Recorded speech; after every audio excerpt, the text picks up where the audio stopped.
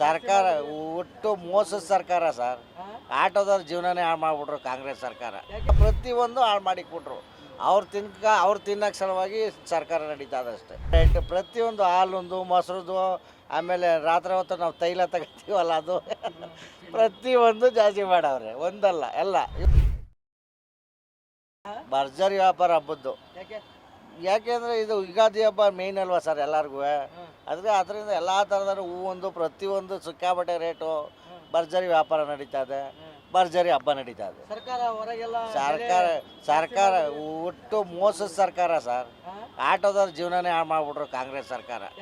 ಯಾಕೆಂದರೆ bus free ಬಿಟ್ಟು ಇನ್ನು ಕಾಂಗ್ರೆಸ್ ಬರೋದಿಲ್ಲ ಬಿಡಿ ಸರ್. ಈ ಮೇಲೆ ಅದೇ ಕಾರಣಕ್ಕೂ BJPನೇ ಬರೋದು ಈ ಮೇಲೆ. ಹೌದು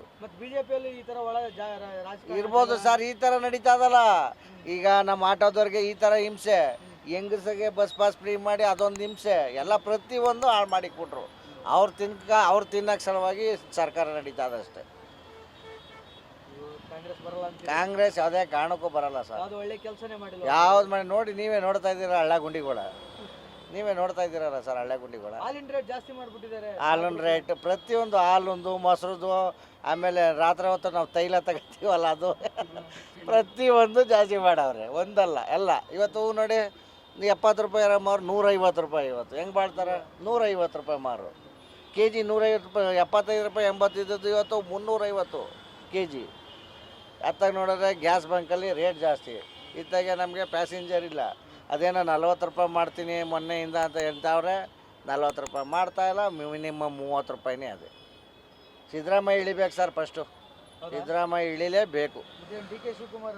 DK ಶಿವಕುಮಾರ್ ಕಾಂಗ್ರೆಸ್ಗೆ ಒಂದು ಹೇಳ್ತೀನಿ ಸರ್. ಇದು ಮೇಯ್ನ್ ಎಲ್ಲದಕ್ಕೂ ಹಾಕಿ ಇದೊಂದು ಕಾಂಗ್ರೆಸ್ನಲ್ಲಿ DK ಶಿವಕುಮಾರ್ ಇಲ್ಲ ಅಂದರೆ ಕಾಂಗ್ರೆಸ್ಸೇ ಇಲ್ಲ. ಅದಂತೂ ಸತ್ಯ. ಅದು ಕನಕಪುರದ ಬಂಡೆನೇ ಅದು. ಸಿದ್ದರಾಮಯ್ಯ ಅದೇ ಅವ್ರಿವ್ರಿಗೆ ಎತ್ತಲಿಕ್ಕಂದು ಜೊತೆಗೆ ಮಿನಿಸ್ಟ್ರುಗಳು ಗಂಟು ಹಾಕೊಂಡವನು ಅಷ್ಟೇ. ಇವು ಆಗಲ್ಲ.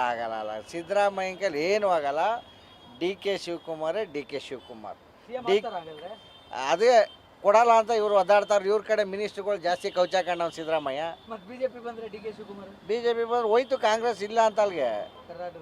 ಕಾಂಗ್ರೆಸ್ ಇಲ್ಲ. ಅವ್ನ ಕಡೆ ಒಂದು 30 ಜನ BJPಗೆ ಎತ್ತಾಕ್ ಹೋಯ್ತಾನೆ.